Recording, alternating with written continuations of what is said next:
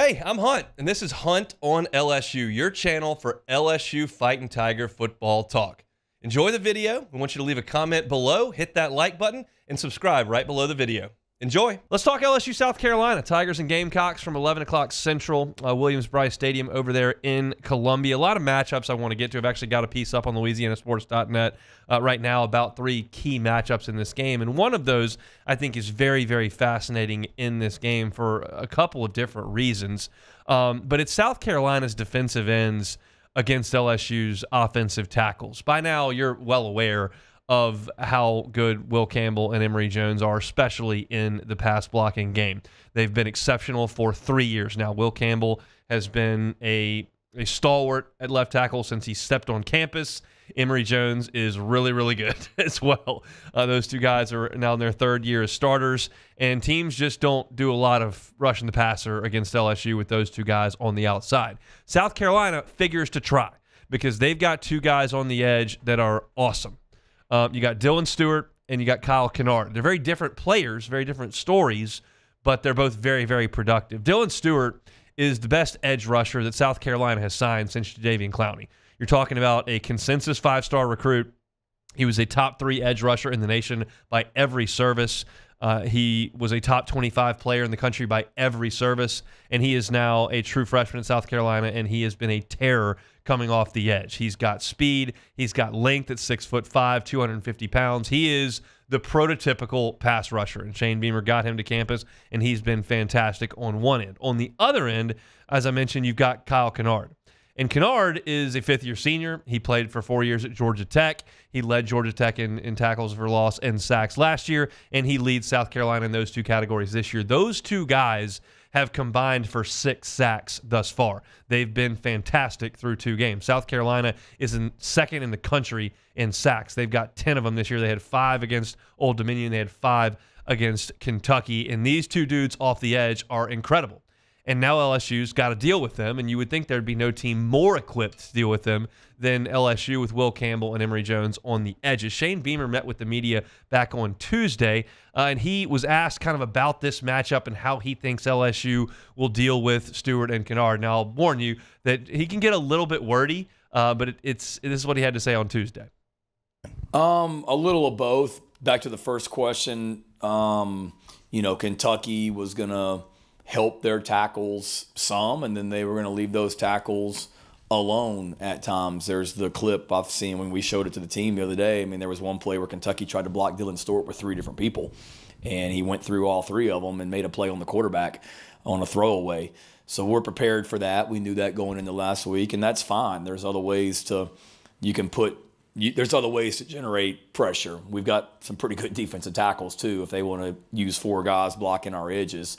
That's great for Boogie and Tonka and TJ and those guys as well. And then as far as LSU, they do a good job, I think, of mixing things up, Phil. I mean, they use multiple tight end sets, and they shift and motion and give you different looks, and they'll roll the pocket out a little bit to move the quarterback and get him on the edge. They'll keep tight ends and chip and then get out, and then certainly I'm sure they're going to feel extremely confident with their 2 offensive tackles of not giving them any help. If I'm not mistaken, the 66, the tackle, he's played 1,700 career snaps and he's given up 3 sacks. So, I'm not great at math. What is that? Almost once every 600 snaps he gives up a sack. So I'm sure he feels pretty good going into Saturday. And the sacks he gave up were to Jared Verse from Florida State, who's in the NFL right now, Will Anderson from Alabama, who's in the NFL right now, and a quarterback scramble. So, I'm sure they're extremely confident, and it's a big challenge for our guys, and I'm excited to watch Kyle and Dylan and the rest of our defensive ends, edge group, as well as our defensive tackles, how they combat, LSU's offensive line. Told them this morning. As I said, he can get a little wordy, but you get the point. And it's interesting that we'll see how LSU decides to handle this. I have my thoughts. I think LSU is going to play this straight up. They're going to trust Emory Jones. They're going to trust Will Campbell. And they're not going to make it a point to try to give a bunch of help because South Carolina's got 2 guys that can really get up the field and rush the passer. That's really what LSU's done for 3 years with these guys. And you saw Shane Beamer kind of lay it out right there, saying, like, he's giving up 3 sacks in 3 years. Like, I don't think they're gonna do too much to try to help him. But it is very interesting, and I don't know exactly what LSU's game plan is in this game as far as what they want to be offensively. We've talked about it a little bit over the last 3 days concerning the run-to-pass ratio.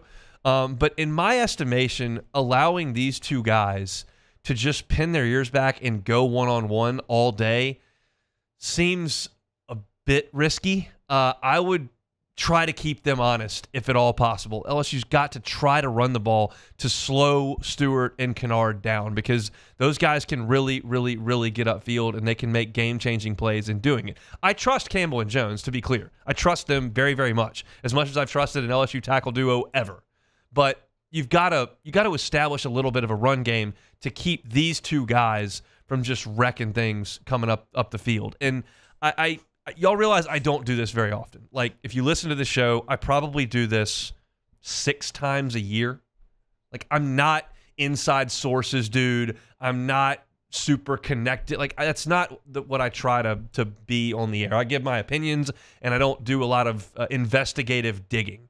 But I did have a conversation today with someone involved with LSU football about the running game, because it's been such a narrative, and I just kind of wanted to dig a little bit into what the feeling is in the building. And what was relayed to me was exactly what Brian Kelly said on Monday. It was the same thing. LSU feels like, it's an offensive staff right now, that there's a roadmap to try to stop LSU. And the roadmap is, do not let them run the ball at all. We don't necessarily think that the receiving core and the tight ends are going to crush us the way that Malik Neighbors and Brian Thomas could with Jaden Daniels. They're good, but we don't really care if they keep completing 5 and 7 yard and 8 yard passes. If we make them one-dimensional and make them dink and dunk and throw screens out to Aaron Anderson and do, like, that's not going to hurt us. It makes them one-dimensional. We know what they're going to be, and that's how we want to stop them. And so because of that, teams are winning the numbers game in the box with LSU, and that's why they're throwing the ball. Y'all heard me, I questioned on Monday Brian Kelly leading with that in his press conference without a question being asked. Like, that's interesting to me that he's trying to shape that narrative. And I'm not, going to be the guy that goes deep dive into film and give you all the X's and O's on all the blocking schemes and defensive assignments and who's got MAs and Pro Football Focus grades. Like, that's not my depth. But it feels like LSU is looking at the film. They're looking at opposing teams, and what they think of opposing things think about LSU is, hey, we'll let them throw these quick passes. We'll tackle their wide receivers. We'll make them go a long way, and then we'll try to bog them down in the red zone. And that's exactly what USC was able to do. USC allowed over 400 yards of offense. LSU scored 20 points. And Nichols they don't have the manpower to stop LSU. But they did force LSU to go down the field. There weren't a lot of big explosive plays. And that's kind of what LSU thinks teams are trying to do to them. So I'm curious how South Carolina plays this, because they don't have to load the box if these ends are really, really good at winning one-on-ones. And then you've got these LSU tackles that are the guys in charge of winning those one-on-ones for LSU.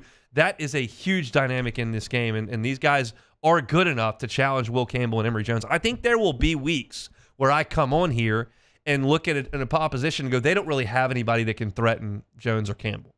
That's not this week. Kennard and Stewart are good enough to give Campbell and Jones some problems. And the deal with edge rushers, it doesn't have to be, they don't have to win 80% of the reps. If they win 40% of the reps, they're wrecking a game. So that's a huge, huge matchup. I like LSU's chances there. I like LSU's chances with Campbell and Jones. But when you turn on the TV at 11 o'clock on Saturday, for sure, you're going to see a really good matchup of future NFL players on LSU's edges and South Carolina's edges. And whoever comes out on the top in that matchup is a team that's going to have a huge advantage in this game on Saturday. If you want to look at all the matchups that I've profiled for this game, you can do so at louisianasports.net. Got a piece up there on the homepage that profiles 3 different matchups I'm looking for in this game. And I'll probably talk about them as the radio show week goes on. Hey, thanks for watching Hunt on LSU. Before you get out of here, do us a couple of favors. Hit that like button. Leave your comments below and subscribe to the channel for all your Fighting Tiger football talk. See you next time.